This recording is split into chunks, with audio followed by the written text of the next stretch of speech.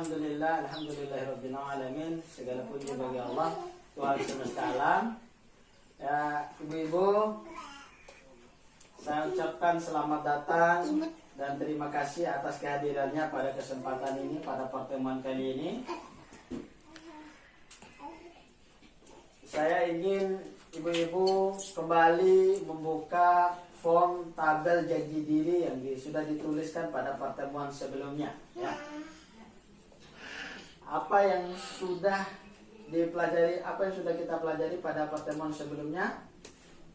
Kita sudah mempelajari terkait dengan permasalahan stunting. Jadi kita pertemuan sebelumnya kita sudah mempelajari terkait dengan permasalahan stunting. Apakah rencana dalam tabel yang kita buat kemarin itu sudah dilaksanakan atau belum? Ada yang sudah, ada yang belum. Ya. Apa hambatan yang kemudian yang jadi hambatan daripada penerapan tabel janji diri kita kemarin? Mencuci tangan pakai sabun. Oh ya. Memang kebiasaan mencuci tangan pakai sabun ini sangat sulit karena kita hanya terbiasa mencuci tangan hanya menggunakan air saja. Tapi tidak cukup sampai di situ. Yang harus kita lakukan adalah mencuci tangan pakai sabun dengan menggunakan air yang mengalir. Nah, pada pertemuan kali ini kita akan mempelajari tentang modul pencegahan dan penanganan stunting bagi ibu hamil pada sesi mendukung ibu hamil mengakses informasi dan layanan yang tepat. Ya, langkah pertama yang kita lakukan adalah pentingnya dukungan keluarga dan masyarakat terhadap ibu hamil. Sebelum daripada itu saya ingin menyampaikan beberapa tujuan daripada pertemuan ini. Pertama, pertemuan ini bertujuan untuk bagaimana caranya memahami pentingnya dukungan keluarga dan masyarakat kepada ibu hamil. Kemudian yang kedua, mengetahui bagaimana cara mencari informasi yang tepat untuk mendukung ibu hamil. Kemudian yang ketiga, bagaimana cara menyeleksi informasi untuk ibu hamil. Ya. Nah, sebelum kita lanjutkan pada pembahasan berikutnya, saya ingin membuat yel-yel bersama ibu-ibu. Oke, kita sepakati dulu. Ya, gerakan tangannya bagaimana? Oke. Ya, ketika saya menyebut ibu hamil, ibu-ibu menjawab, mari kita dukung dengan 2 jempol. Ya, sekali lagi. Kita coba dulu ya. Ibu hamil, Mari kita dukung. ibu hamil. Mari kita dukung. Oke, Allah dulu. Ya. Apakah di sini ada ibu hamil? Ada. Atau tetangga atau keluarga yang sedang hamil? Ada. Kira-kira apa perhatian, ya, atau dukungan yang diberikan kepada ibu hamil? Apa? Kira-kira dukungan apa dan perhatian yang bagaimana yang diberikan kepada ibu hamil? Atau saya persilakan satu orang dan mungkin bisa menceritakan pengalaman hamilnya. Sering menjenguk ibu hamil, memberikan dukungan moral maupun material. Materinya seperti misalnya membawakan buah-buahan untuk ibu hamil. Oke, luar biasa. Terima kasih kepada Ibu Islami Zekia. Nah, oke, pada kesempatan ini saya ingin membagi 2 kelompok. Ya, kelompok 1 akan membahas tentang bagaimana apa yang harus dilakukan ketika ada ibu hamil di rumah kita atau keluarga kita, ya, yang sedang hamil. Kemudian kelompok 2, apa yang harus dilakukan oleh masyarakat ketika ada keluarga atau masyarakat yang hamil, ya. Jadi dukungan yang diberikan oleh keluarga, oleh kelompok 1, dukungan yang diberikan oleh masyarakat, oleh kelompok 2. Oke, saya beri kesempatan kepada ibu-ibu untuk mendiskusikan. Dipersilakan. Oke, silakan disampaikan apa isi diskusinya. Persilakan dulu kelompok 1 ya. Ya, ketua kelompok 1. pertama, suami peduli mendampingi istrinya. Yang kedua, suami berdiskusi dulu sama anggota keluarganya. Oke. Yang ketiga, suami berperan mengambil keputusan. Oke. Itu dari kelompok 1, kita aplaus untuk kelompok 1. Oke. Kemudian kita berikan kesempatan kepada kelompok 2. Ya, yang pertama sering menjenguk, mendoakan keselamatan ibu hamil, membagi pengalaman dan lain-lain. Oke. Kita ya. Ya. Jadi ada beberapa hasil diskusi. Nanti kita akan sama-sama menggali lebih jauh informasi terkait dengan jawaban apa saja yang harus dilakukan oleh keluarga dan masyarakat untuk memberikan dukungan kepada ibu hamil. Apakah ada yang mau ditambahkan? Iya. Ya. Mengumpulkan iuran untuk diberikan kepada ibu hamil. Ya. Untuk mengumpulkan iuran untuk membantu ibu hamil yang ekonominya kurang atau lemah. Oke. Ya. Nah, kita akan membahas selanjutnya dukungan apa sih yang dari hasil diskusi tadi. Kita akan melanjutkan dukungan apa sih yang harus kita berikan kepada ibu hamil, baik dari pihak keluarga, suami atau masyarakat. Ya. Yang pertama yang harus kita bahas adalah terkait dengan dukungan yang diberikan oleh suami atau keluarga. Yang pertama, suami harus peduli, ya, mendampingi istri, mengikuti kelas ibu hamil minimal 1 kali agar memahami pertumbuhan janin untuk mencegah stunting. Ini sangat penting ibu-ibu ya. Ya. Jadi ingatkan suami untuk tetap peduli, untuk tetap mendampingi ibu-ibu yang sedang hamil untuk mengikuti kelas ibu hamil. Kelas ibu hamil itu kelas di mana itu kelompok yang dibentuk. Di situ ada ibu hamil jumlahnya 10 dengan usia kehamilan mulai dari 4 minggu dan seterusnya. Di kelas ibu hamil kita bisa mendapatkan informasi tentang kehamilan, tentang gizi, tentang perkembangan kehamilan dan lain sebagainya. Ya. Kemudian yang kedua yang harus dilakukan oleh suami adalah suami mendampingi istri mengikuti kelas ibu hamil. Suami diharapkan semakin memahami kondisi ibu hamil dalam masa kehamilannya. Ini sangat penting. Jadi suami itu harus memahami kondisinya, kondisi ibu hamil.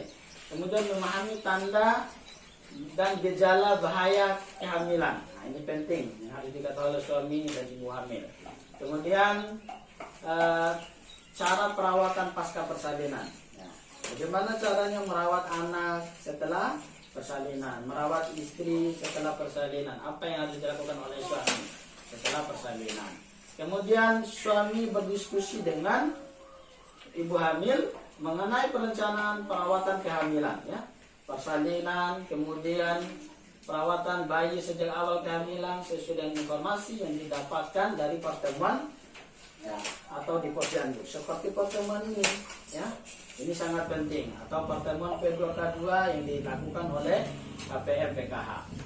Kemudian suami dan anggota keluarga memberikan informasi tentang kehamilan yang tepat, ya, sumber yang terpercaya kepada ibu hamil, ya. Jadi informasi-informasi yang didapatkan oleh suami itu mesti informasi yang benar dan bersumber dari orang-orang ahli kesehatan atau bidan, ya, atau orang-orang yang turun posyandu dan lain-lain, atau pendamping sosial. Kemudian suami berperan dalam mengambil keputusan yang cepat, tepat ketika ibu hamil memerlukan pelayanan kesehatan. Ini sangat penting. Ini harus dilakukan oleh suami sebagai bentuk dukungan.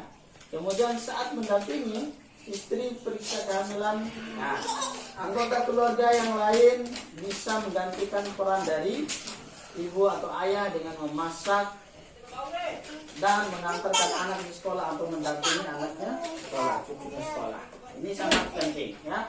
Jadi selain daripada peran suami, peran keluarga di rumah, orang tua kita, ya, peran keluarga di rumah ikut mengurusi anak dari ibu hamil tadi. Ya. Kemudian yang ketujuh, suami dan anggota keluarga juga bisa mengingatkan dan mengantar ibu hamil mengikuti kelas ibu hamil minimal 4 kali. Ya, ibu-ibu ya, minimal 4 kali. Minimal 4 kali. Ibu hamil memperoleh dukungan dari suami dan keluarganya dalam persiapan menghadapi proses persalinan, menghadapi kehamilan serta kesiapan mengasuh dan mendidik anak setelah melahirkan. Ini sangat penting. Nah, itulah peran suami. Kemudian menanyakan kepada bidan ketika ada pertemuan, suami juga harus berperan aktif, ya. Atau keluarga yang mendampingi ibu hamil itu harus berperan aktif, menanyakan kapan proses kelahirannya, tanggal kelahiran diperkirakan kapan, ya. Oke. Kemudian itulah beberapa dukungan suami kepada ibu hamil atau dukungan keluarga kepada ibu hamil, ya. Kemudian selanjutnya dukungan masyarakat, ya. Ini penting karena kita ini hidup bersosial, hidup yang saling membutuhkan, maka perlu ada dukungan kepada ibu hamil. Hal yang pertama yang harus kita lakukan adalah sering mengunjungi atau menjenguk ibu hamil. Ini sangat penting. Nah, selain daripada menguatkan hati, tapi ini sebagai bentuk silaturahim. Nah, silaturahmi. Kemudian mendoakan, yang kedua, mendoakan keselamatan ibu dan bayi saat bertemu. Juga bisa memberikan dukungan dan motivasi yang sangat besar, ya. Itu. Kemudian yang ketiga, tetangga bisa menjadi keluarga terdekat.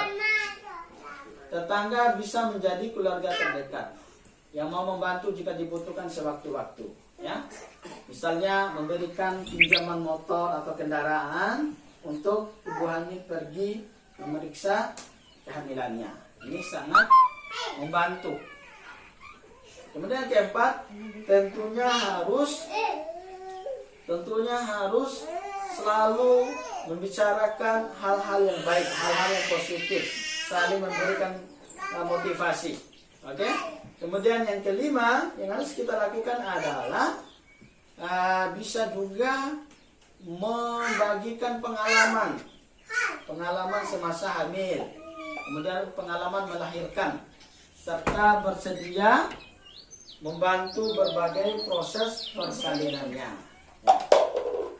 Kemudian selanjutnya bisa kita lakukan adalah lingkungan lebih berempati pada ibu hamil. Misalnya ketika sedang pertemuan seperti ini, ibu hamil terlambat datang, ya beri dia kesempatan untuk duduk. Jangan biarkan dia untuk berdiri. Ini sangat penting. Atau ketika ada di mobil atau di bus, ya, ketika ibu hamil naik mobil tidak dapat kursi, berikan dia kesempatan untuk duduk. Kasihan, ya. Kemudian selanjutnya adalah mengajak ibu hamil untuk melakukan kegiatan sosial yang ringan, ya, dan menyenangkan, ya. Harus diberi kesenangan kepada ibu hamil. Jangan buat marah-marah, kasihan ibu-ibu, ya. Kemudian yang ke-8, iuran semampunya oleh tetangga untuk membantu ibu hamil yang kesulitan ekonomi, yang kesulitan keuangannya, ya, dan menyiapkan persalinannya. Ini harus dalam menyiapkan persalinannya. Ini sebagai makhluk sosial saling membutuhkan, mesti saling membantu, ya. Oke. Itulah beberapa poin sebagai bentuk dukungan ibu hamil, sebagai bentuk dukungan kepada ibu hamil, ya, baik dukungan keluarga, suami dan masyarakat. Oke. Sebelum kita akhiri pertemuan ini, ya, kita buat yel-yel dulu sekali lagi. Ketika saya menyebut ibu hamil, ibu menjawab, mari kita beri dukungan, ya. Sekali lagi, ibu hamil, mari kita beri dukungan. Sekali lagi, ibu hamil, Mari kita memberi dukungan. oke. Ibu-ibu, pesan kunci daripada pertemuan kali ini adalah keluarga dan masyarakat perlu memberikan dukungan kepada ibu hamil agar merasa nyaman, bahagia dengan kehamilannya, ya. Perlu memberikan dukungan kepada ibu hamil agar dia merasa nyaman dan bahagia selama kehamilannya, dan anak terlahir dengan sehat, cerdas, dan tidak itu sangat perlu, ya.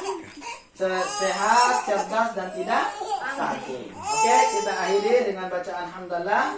Alhamdulillahirabbil alamin. Wallahu muwaffiq ila thoriq. Wassalamualaikum warahmatullahi wabarakatuh. Assalamualaikum warahmatullahi wabarakatuh.